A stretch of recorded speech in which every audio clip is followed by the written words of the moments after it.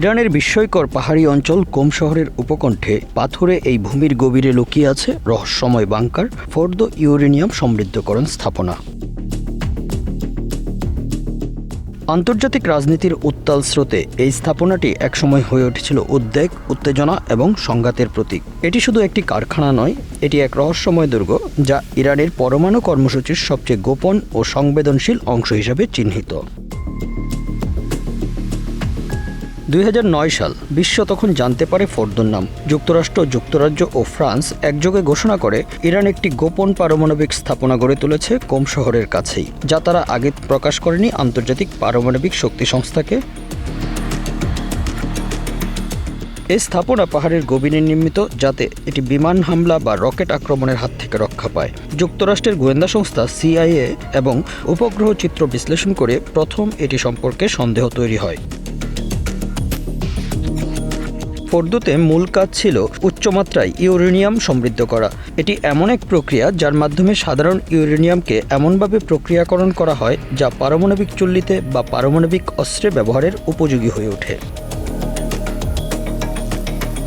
এই কারখানার ক্ষমতা ছিল 3000টি সেন্ট্রিফিউজ পরিচালনার, যা এক বছরে 20% পর্যন্ত সমৃদ্ধ ইউরেনিয়াম উৎপাদন করতে পারে। যদিও এটি অস্ত্র তৈরি করার পর্যায়ে নয়, কিন্তু 20% হলো অস্ত্র গঠনের দিকেই এক ধাপ এগিয়ে যাওয়া। বারাক ওবামা, নিকোলাস সার্কোজি এবং গর্ডন ব্রাউন এক মঞ্চে দাঁড়িয়ে ঘোষণা দেন, ইরান আন্তর্জাতিক নিয়ম ভঙ্গ করেছে। বিশ্ববাসী স্তম্ভিত।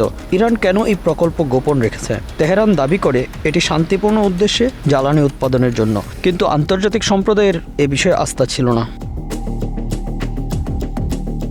ইরানিরা বলেন পারমাণবিক শক্তি তাদের অধিকার। 1970 সালে পারমাণবিক অস্ত্র বিস্তার রোধ চুক্তি বা NPT আর আওতায় তারা বিদ্যুৎ উৎপাদনের জন্য পারমাণবিক কর্মসূচি চালাতে পারে, কিন্তু সমস্যা ছিল স্বচ্ছতা আর আস্থার অভাব।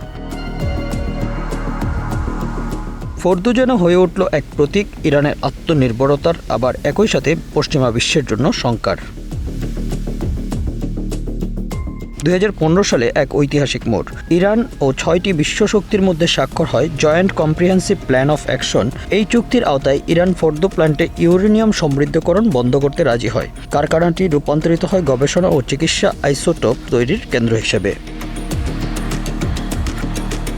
কিন্তু 2018 সালে আমেরিকার প্রেসিডেন্ট ডোনাল্ড ট্রাম্প চুক্তি থেকে বেরিয়ে যান। এর জবাবে ইরান ধীরে ধীরে পুনরায় ইউরেনিয়াম সমৃদ্ধকরণ শুরু করে। ফোর্দো আবার সক্রিয় হয়ে ওঠে। 2023 সালে আন্তর্জাতিক পারমাণবিক শক্তি সংস্থা বা IAEA জানায়, ফোর্দোতে ইউরেনিয়াম 83.7% পর্যন্ত সমৃদ্ধ করা হয়েছে, যা বোমা বানানোর স্তরের একেবারে কাছাকাছি। এ নিয়ে আন্তর্জাতিক মহলে উদ্বেগ নতুন করে তুঙ্গে ওঠে। ফোর্দো আজও এক দুর্ভেদ্য দুর্গ, পাহাড়ের ভেতরে 100 ফুট নিচে অবস্থিত। একে ধ্বংস করা সহজ নয়। এখানে প্রবেশের আগে রয়েছে বহুস্তরের নিরাপত্তা ব্যবস্থা, CCTV, সেন্সর এবং রক্ষণশীল সেনাদল। এই স্থাপনাটি শুধুমাত্র পরমাণু বিতর্ক নয়, বরং ইরানের প্রযুক্তিগত সক্ষমতা, জাতীয় গর্ব এবং আন্তর্জাতিক প্রতিরোধের প্রতিচ্ছবি। Bangla affairs news desk.